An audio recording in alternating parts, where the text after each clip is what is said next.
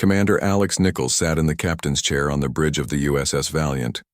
This was humanity's first true warship, capable of traveling between stars. His heart beat faster as he looked at the main screen showing the vastness of space before them. "All systems are ready, Commander," said Lieutenant Commander Patrick Walsh, standing beside him. "The wormhole drive is at full power." Alex nodded.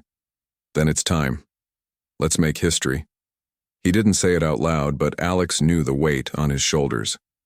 Back on Earth, resources were running out. Climate problems were getting worse. The United Nations Space Command had worked in secret for years to develop the technology that now powered the Valiant. They could create controlled wormholes, allowing the ship to cross huge distances that would take other spacecraft centuries. "Wormhole. Generation in 3, 2, 1, called out Heather Collins, the chief engineer who had helped design the revolutionary drive. The space in front of the Valiant seemed to twist. A blue-white tunnel opened up, swirling with energy that the scientists back home still didn't fully understand. "Take us in," Alex ordered. The ship moved forward, entering the wormhole. For a brief moment, everyone on the bridge felt a strange sensation, as if their bodies were being stretched and compressed at the same time. Then it passed, and the stars on the view screen changed. "Wormhole transit complete," Heather announced. "All systems functioning normally." Alex released the breath he'd been holding. "Position?" Olivia Martinez, the communications officer, checked her readings. "Exactly where we plan to be, sir. We're in the Proxima Centauri system, approaching the science outpost. The mission was supposed to be simple. The Valiant would visit the small human science station orbiting Proxima Centauri b, the closest exoplanet to Earth. It was a demonstration mission, showing that Earth now had the ability to protect its interests beyond the solar system." "I'm not picking up any signals from the outpost," Olivia said, her voice growing concerned. "Standard protocols require them to respond to any approaching vessel." Alex frowned. "Scan the area." Kyle Garcia, the tactical officer, ran his hands over his console. "Sir, I'm detecting debris in the outpost's orbit, a lot of debris." "On screen," Alex ordered. The main view screen changed to show fragments of metal and other materials scattered across space. It was clear these were the remains of the science outpost. "Life signs?" Alex asked, though he already feared the answer. "None, sir," Kyle replied grimly. The bridge fell silent. The outpost had been home to 32 scientists and support staff. Now, all that remained were floating pieces of their station. "There's something else," Kyle added. "The damage pattern doesn't match any natural occurrence. The outpost was attacked." Alex stood up from his chair, walking closer to the screen. "By whom? We haven't detected any other spacefaring civilizations." "Sir," Olivia called out, "I'm picking up fragments of data from the outpost's emergency buoy. It ejected before the destruction." "What does it tell us?" Olivia worked to piece together the damaged files. "It's not complete, but there are images and some log entries." She put them on screen. The crew watched as grainy footage showed strange ships approaching the station. They didn't look like anything built by humans. The final log entry was from Dr. Sam Winters, the outpost's lead researcher. "This is Dr. Sam Winters of Proxima Science Outpost. We've made contact with non-human vessels. They appeared without warning and seemed to view our presence as hostile. We've tried to communicate peaceful intentions, but they've begun firing on the station. If anyone receives this, Earth needs to know we're not alone, and not all aliens are friendly. The message cut off there. Alex turned to his officers. "Options? We should return to Earth immediately," Patrick suggested. "Report what we've found and let the UNSC decide the next steps." Kyle disagreed. "Those ships killed our people. We should try to track them, learn who they are and why they attacked." "Can we follow them?" Alex asked. Heather nodded. "The attack was recent. Their engines would have left traces we can follow." Alex considered his options. The mission parameters didn't cover first contact with hostile aliens. The safe choice was to return home. But that would mean leaving the deaths of 32 humans unanswered. "We follow them," he decided. "But carefully. The Valiant has stealth capabilities. We'll observe only, gather intelligence, and avoid engagement. The ship's advanced systems were able to detect the trail left by the alien vessels. For 3 days they followed the faint energy signatures, moving deeper into unexplored space. "I've got something," Kyle announced on the 4th day. A massive structure orbiting a gas giant in this system. On screen, they saw a space station, unlike anything humans had built. It was enormous, with sections that rotated around a central hub. Ships of various designs moved around it, following organized patterns. "Activate full stealth protocols," Alex ordered. "Keep us at maximum scanning range." As they observed, the crew of the Valiant began to understand the truth. They hadn't just found a few alien ships. They had stumbled upon an entire civilization, possibly many civilizations working together. The traffic around the station suggested an organization spanning multiple star systems. "Sir," Olivia said in a hushed voice, "based on the communications I'm intercepting, this appears to be some kind of outpost for something called the Galactic Concordate. From what I can piece together, it's an alliance of 17 different species." Alex felt a chill run down his spine. Humanity had just built its first proper warship, thinking it was ready to protect its interests among the stars. Now they discovered they were like children who had wandered into the middle of an adult conversation. "They're talking about us," Olivia continued, "about the outpost. It seems it was some kind of automated defense system that fired first. They thought our scientists were members of some marauding species they've had problems with." Before Alex could respond, Kyle called out, "Commander, we've got a problem. A patrol fleet is changing course, heading in our direction. Their sensors must have picked up something." "Can they detect us through our stealth systems?" Alex asked. "I don't think so," Heather replied. "But they've noticed something unusual and are coming to investigate." Alex faced the hardest decision of his career. They could retreat now, taking the vital intelligence back to Earth. Humanity would learn they weren't alone and could prepare for possible future contact. Or they could reveal themselves now, on their terms, rather than being discovered. "Sir," Patrick urged, "we should leave. We're one ship. We don't know their capabilities or intentions." Alex looked at the alien fleet on the screen. 17 ships of various sizes, all moving toward their position with clear purpose. "If we run, we look guilty," Alex said. "And we learn nothing more. Earth deserves to know what we're facing." He took a deep breath and made his decision. "Disengage stealth systems. Power up our defenses but keep weapons offline. Open a channel using the first contact protocols." As the Valiant became visible to the alien ships, Alex Nichols prepared to become the first human to officially speak to members of a galactic civilization. Whatever happened next would change the course of human history forever. The alien ships quickly surrounded the Valiant. Alex stood on the bridge, his face calm despite the racing of his heart. The main screen showed 17 vessels of different sizes and shapes. Each looked more advanced than anything humans had built. "They formed a defensive pattern around us," said Kyle Garcia, the tactical officer. "Weapon systems are active but not targeting us yet." Alex nodded. "Olivia, any response to our message?" Communications Officer Olivia Martinez listened carefully through her earpiece. "Nothing clear yet, sir, but I'm detecting transmissions between their ships. They seem surprised." Lieutenant Commander Patrick Walsh moved closer to Alex. "This was a mistake," he whispered. "We're completely outgunned." "Maybe," Alex replied quietly. "But look at their formation. They're being careful. They could have opened fire immediately." Patrick didn't look convinced. "Or they're just deciding what to do with us." The largest alien ship, shaped like a flattened diamond with glowing blue engines, positioned itself directly in front of the Valiant. It was at least 3 times their size. "We're receiving a transmission from the large vessel," Olivia announced. "It contains mathematical sequences, similar to our first contact protocols." "They're trying to establish basic communication," Alex said. "Respond with the next sequences in the pattern and prepare the universal translator." For the next hour, the Valiant's crew worked to establish a common language with the aliens. Olivia led the effort, sending increasingly complex mathematical and scientific concepts back and forth until simple language could be exchanged.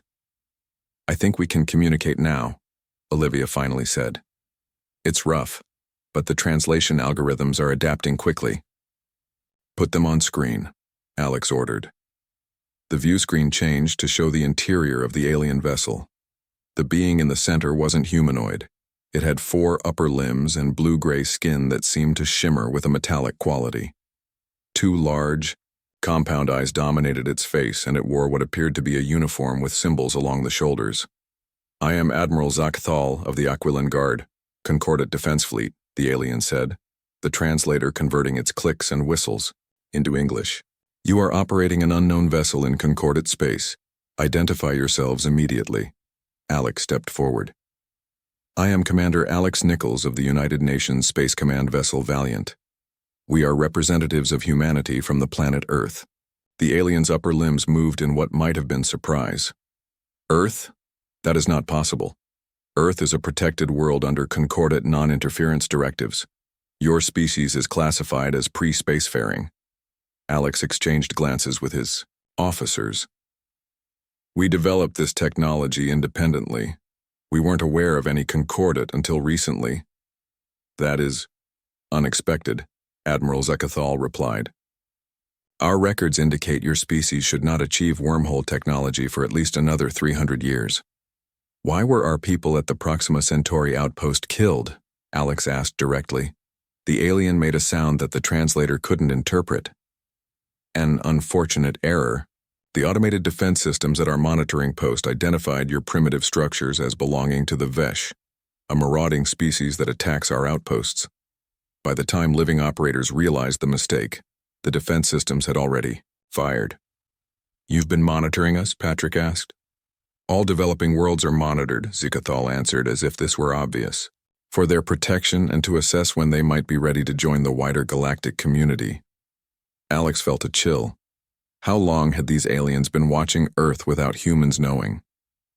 "Commander Nichols," the alien continued, "your ship's sudden appearance and its technological capabilities have created a significant situation. The High Council must be informed.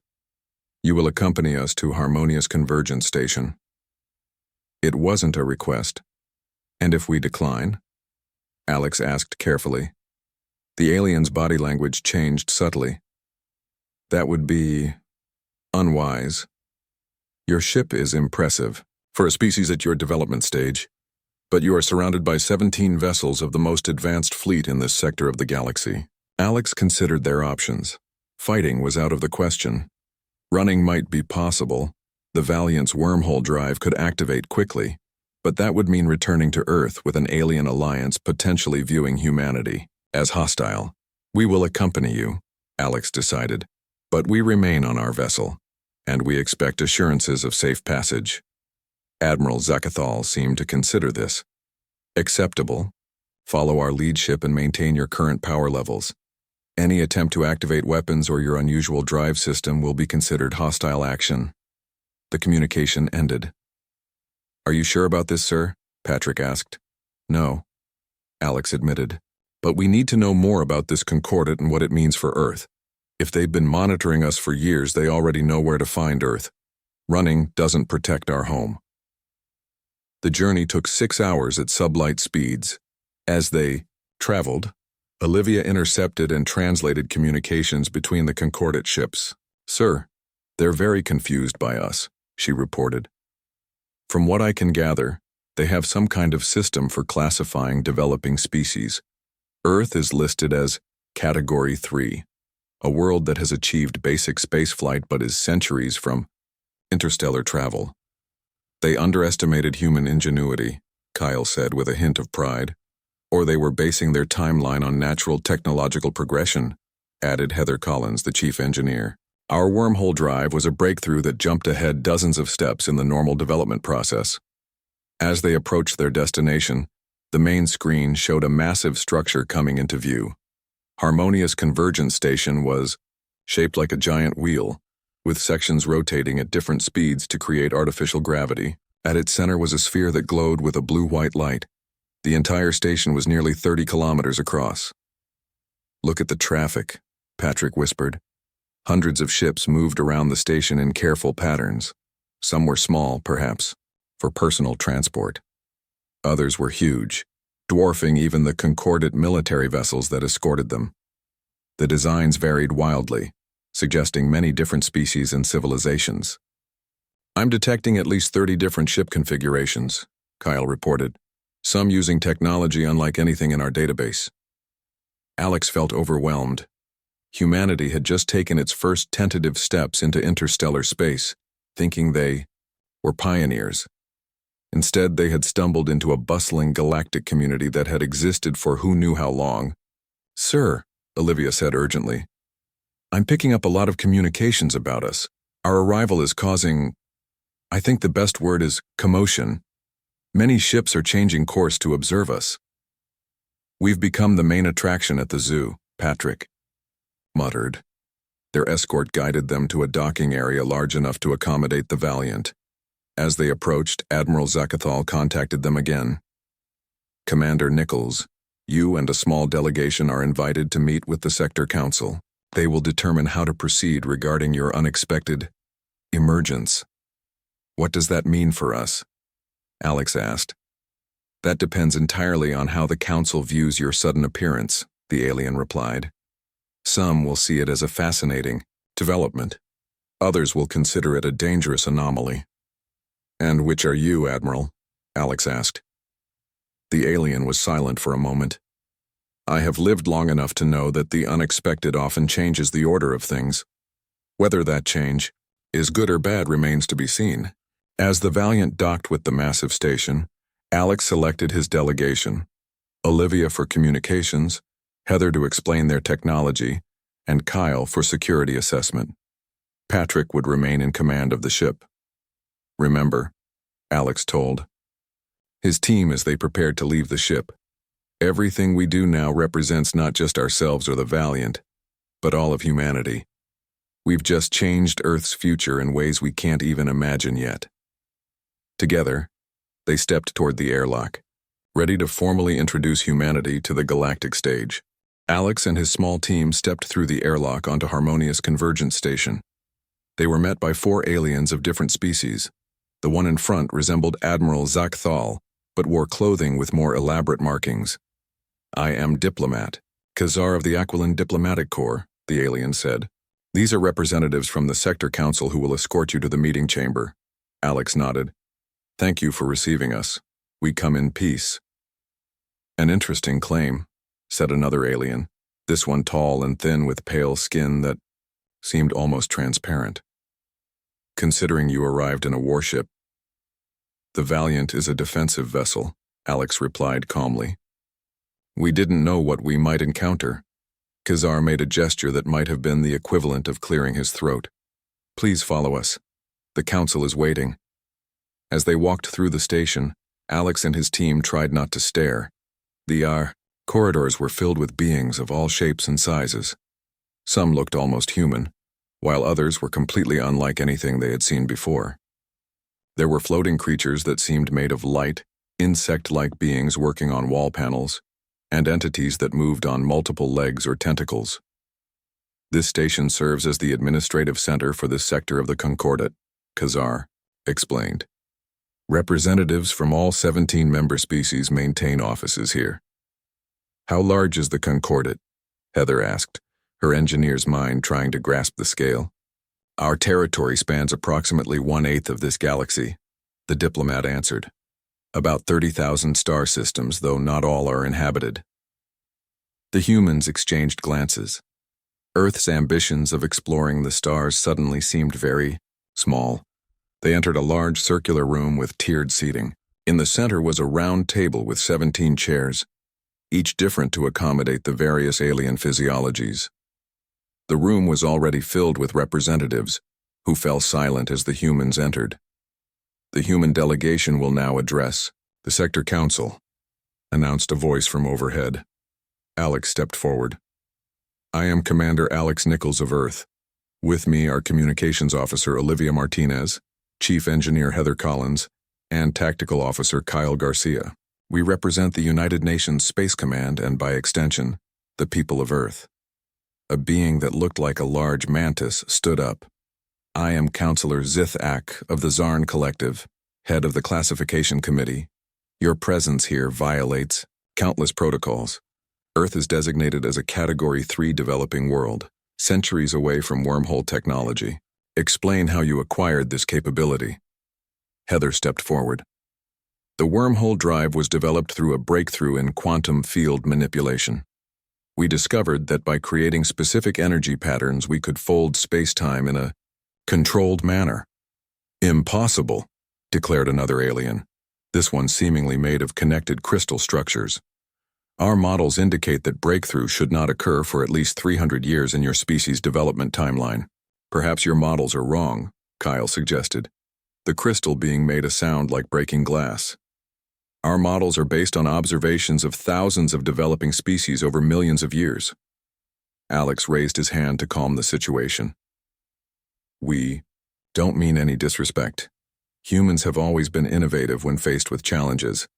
Our world is dealing with resource depletion and climate change. The drive was developed out of necessity." A small alien with large eyes spoke next.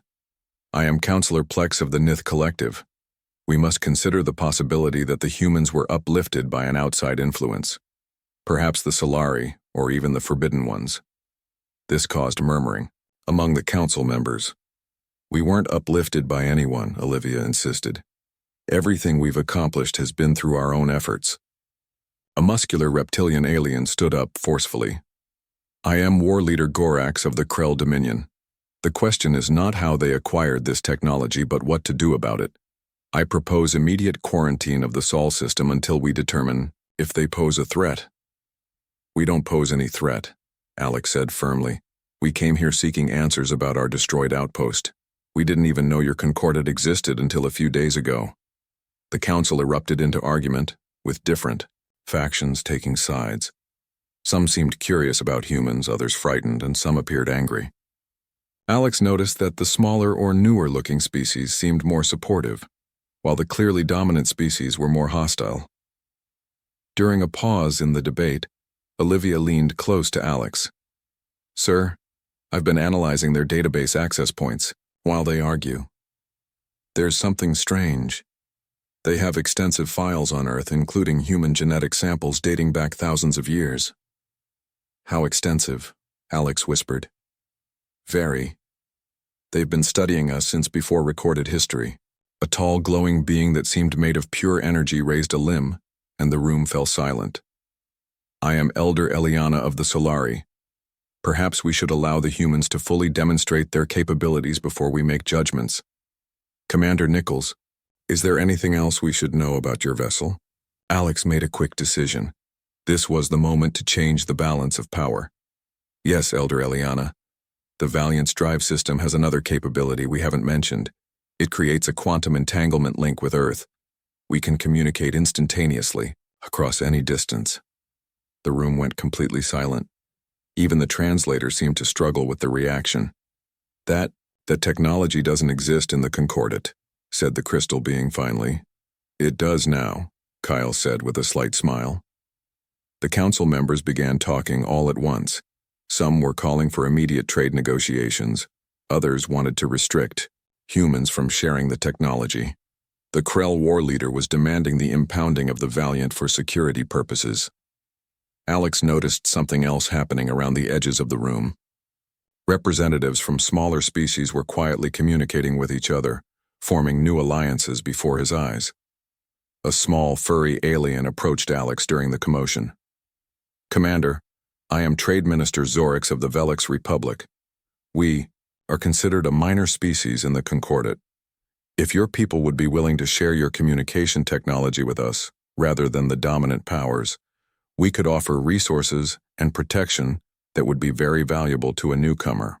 "Species." Before Alex could respond, another representative joined them. "Don't trust the Velix, Commander. I am Science Director Nala of the Tarian Federation. We would offer much better terms." Within minutes, Alex and his team were surrounded by representatives from various Concordat factions, all making offers and proposals. The power structure of the Concordat was fragmenting before their eyes, all because of the Valiant's arrival. Admiral Zakathal, who had been observing from the side of the room, approached Alex and pulled him aside. "You've just made your species the most important variable in galactic politics," the Admiral said quietly. "Some will seek to control you, others to destroy you. Few will truly wish to understand you." "What would you recommend?" Alex asked. "Be very careful about the alliances you make here. The Concordat has maintained a certain order for millennia. Your arrival has disrupted that order in ways you cannot yet understand." As the meeting continued, Alex realized that humanity had gained an unexpected advantage. They weren't just joining the galactic community. They were reshaping it merely by existing.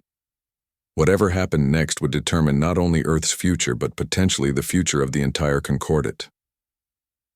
Looking at Olivia, who was still analyzing the alien database, Alex wondered what other secrets these aliens had been keeping about Earth, and he couldn't help but wonder if revealing themselves had been the right choice after all. After the chaotic council meeting, Alex and his team were given guest quarters on the station. The rooms were large and comfortable, with views of space through curved windows. But Chief Security Officer Grace Robinson didn't trust the generous accommodations. "This is too nice," Grace said, scanning the rooms with a handheld device. "Why would they give us their best quarters?" Alex nodded. "I agree. Double-check everything. They want to study us as much as we want to study them." Grace had joined them from the Valiant after the initial meeting. With her background in security and intelligence, Alex needed her expertise now more than ever. "Sir," Olivia called from a computer terminal. "I've gained access to more of their historical database. You need to see this." Alex walked over and looked at the screen. "What am I seeing?" "Earth history," Olivia said quietly, "but not the version we know. According to these records, humans have reached advanced technology levels at least 3 times before." "What do you mean?" "The Concordat has files on human civilizations that existed thousands of years ago, civilizations that had technology similar to our 20th century level. But they all collapsed suddenly." Alex felt a chill.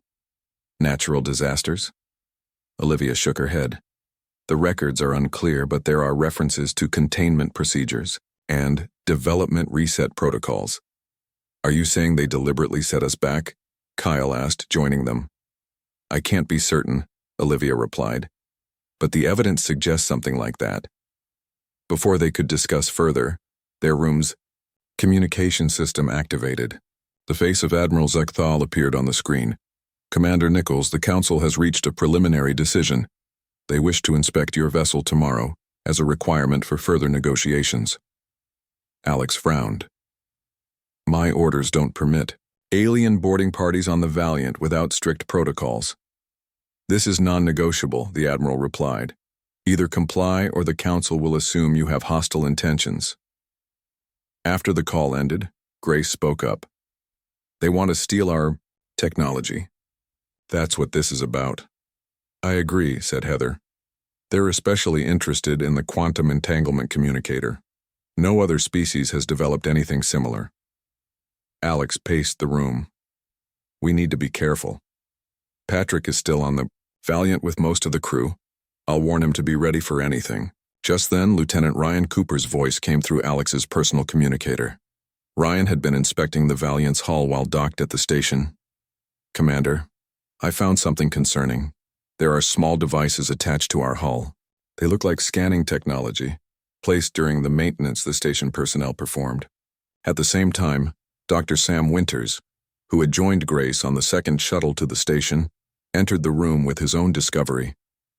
"I found genetic sampling mechanisms hidden in the atmospheric filters of our quarters," Sam reported. "They're collecting our DNA." The situation was becoming clearer. The Concordat wasn't just being hospitable. They were studying the humans from every possible angle. Alex made a decision. "We need to accelerate our plans. Olivia, keep digging through their database. Find anything that might give us leverage.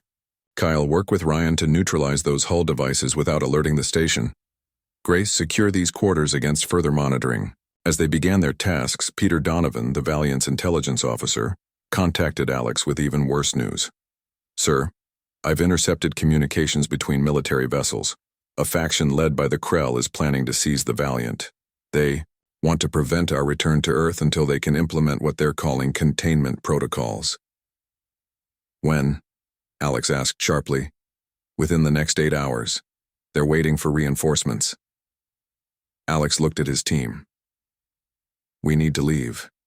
Now, before they can stop us. As they prepared for a hasty departure, a soft chime came from the room's entrance. Grace drew her sidearm and positioned herself beside the door. Who is it? Alex called. I am Ambassador Eliana of the Solari, came the reply. I must speak with you urgently. Alone. Alex looked at Grace, who shook her head in warning. But something about the ambassador's tone made Alex curious. Let her in, but stay alert. The door opened to reveal the glowing energy being from the council meeting. Unlike the other Concordat representatives, Eliana entered alone, without guards. Commander Nichols, I do not have much time, she said, her voice sounding like gentle music. You are in great danger. The Krell and Zarn Collective have convinced the Council to classify humanity as a threat. They will not allow the Valiant to return to Earth. Why are you telling us this? Alex asked suspiciously. Because the Solari have watched your species with great interest for millennia, Eliana replied. Unlike the other Concordat members, we see your potential. You've been watching us too? Grace asked, keeping her weapon ready. Yes, but not with the same purpose, Eliana explained. The Concordat has grown stagnant. The ruling species maintain their power by controlling the development of newer civilizations. Your arrival has disrupted their carefully managed system. Alex studied the energy being. What do the Solari want from us? An alliance, Eliana said simply. We are the oldest members of the Concordat, but our influence has waned. The Krell, Zarn, and others fear change. We embrace it. And what would this alliance involve? Alex asked. We will help the Valiant return safely to Earth. We will share defensive technologies to protect your world. In exchange, Earth becomes the centerpiece of a reformed galactic structure, one where emerging species are welcomed rather than controlled. Why should we trust you? Grace demanded. Eliana's glow dimmed slightly. Because I will show you the truth. She moved to the computer terminal and accessed a secure portion of the database. Images appeared showing Earth at various points in history. One series showed a thriving civilization with technology similar to Earth's 19th century suddenly collapsing after what looked like targeted strikes from orbit. This was Earth, approximately 12,000 years ago, Eliana explained. When your ancestors developed too quickly, the Concordat intervened. What your archaeologists attribute to natural disasters or warfare were often calculated strikes to reset human development. Alex stared at the images in horror. This has happened repeatedly. 3 times, Eliana confirmed. The Solari opposed each intervention, but we were outvoted. And now they want to do it again, Heather said. Yes, the Krell battle fleet will arrive within 6 hours. Once here, they will have enough firepower to take your ship and quarantine your system. Why would the Concordat fear us so much? Kyle asked. Because you achieved in decades what should have taken centuries, Eliana replied. Your adaptive thinking and technological innovation rate is unprecedented. The ruling species fear that if humanity joins the galactic community, their control will end. They're right, Alex said quietly. Eliana's glow brightened. Precisely. Which is why the Solari wish to ally with you. Together we can create a more balanced Concordat. As if to confirm her warnings, alarms began to sound throughout the station. A voice announced security measures being implemented in all docking bays. They're moving faster than expected, Eliana said urgently. You must decide now, Commander. Trust your instincts and return to your ship, or wait for the Krell and lose everything. Alex looked at his team, seeing determination in their eyes. Humanity had come too far to be caged now. Grace, contact Patrick. Tell him to prepare the Valiant for immediate departure. Everyone else, gather what data you can and get ready to move. He turned back to Eliana. If we accept your help, what exactly can you offer right now?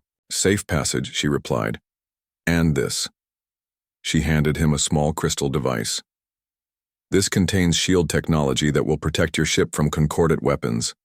My people have prepared it for human technology. With alarms blaring and the sounds of security forces moving through the station, Alex made the most important decision any human had ever made about Earth's future.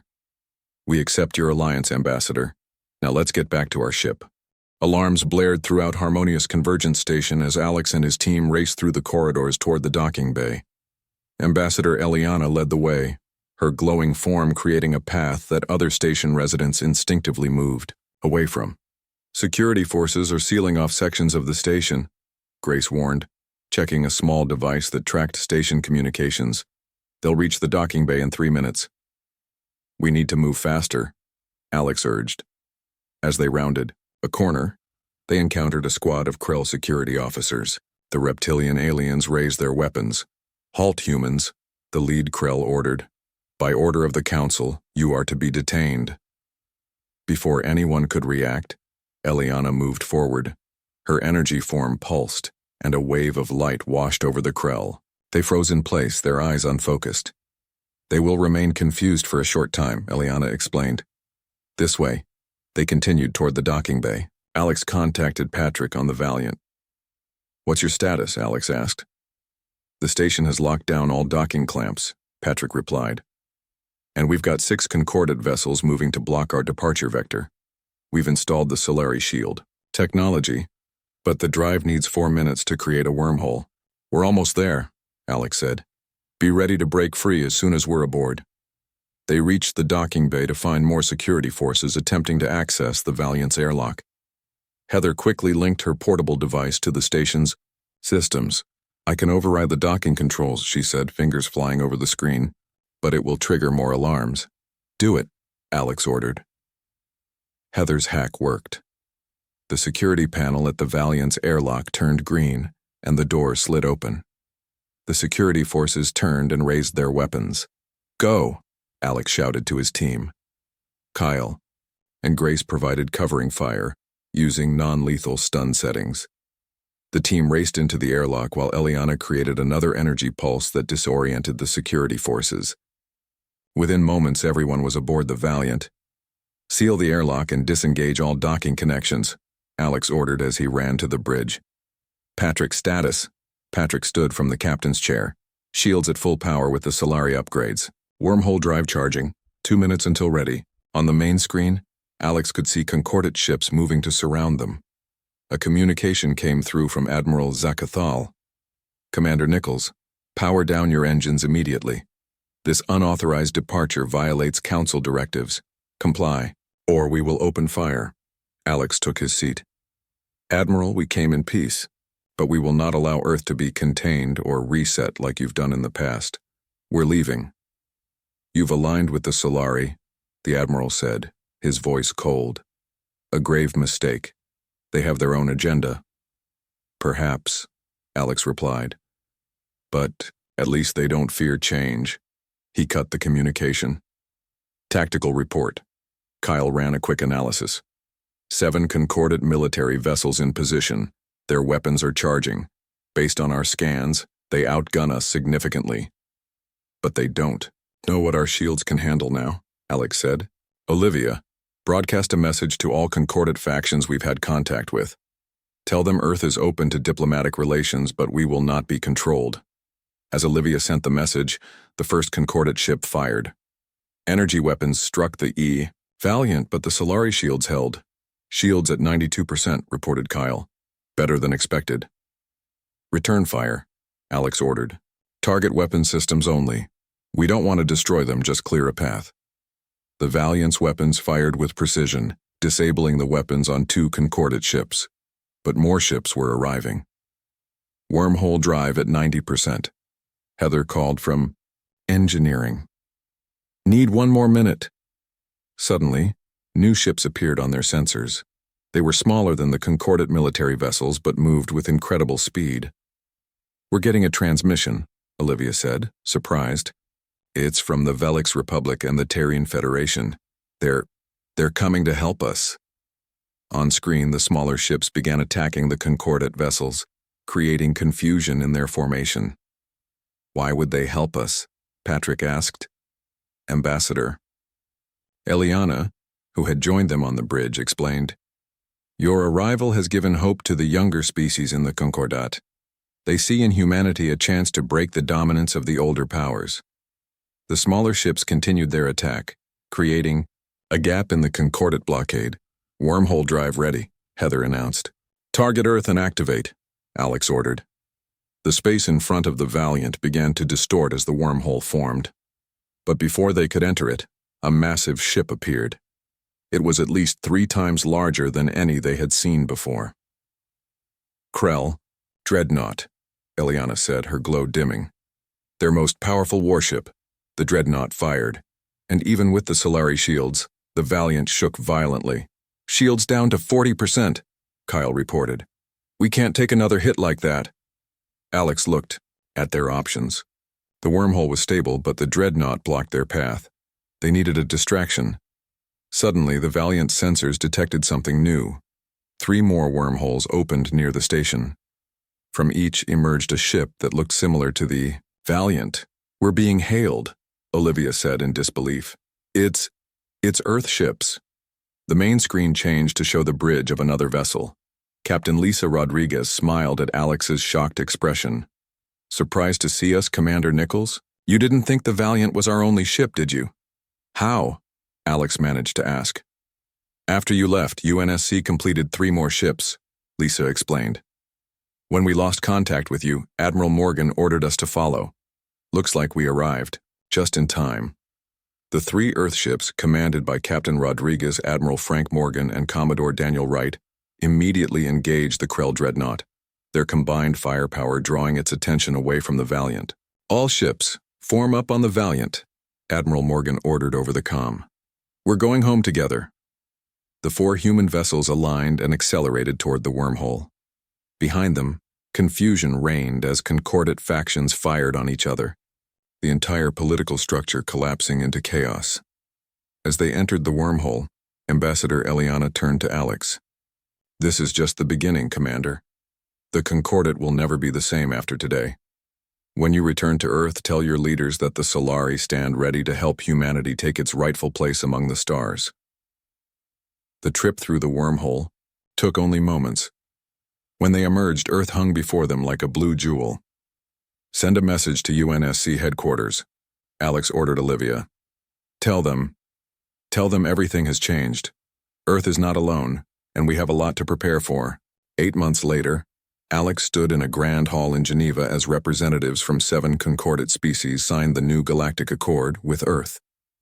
The treaty established humanity as a full member of a restructured alliance, with guarantees of autonomy for all developing worlds. Ambassador Eliana, now the Solari representative to Earth, stood beside him. Your people have accomplished in months what took other species centuries, she said. The old Concordat never understood the human spirit. Alex watched as human and alien diplomats mingled, sharing ideas and forming new bonds. We didn't just join the stars, he replied. We change what it means to journey among them.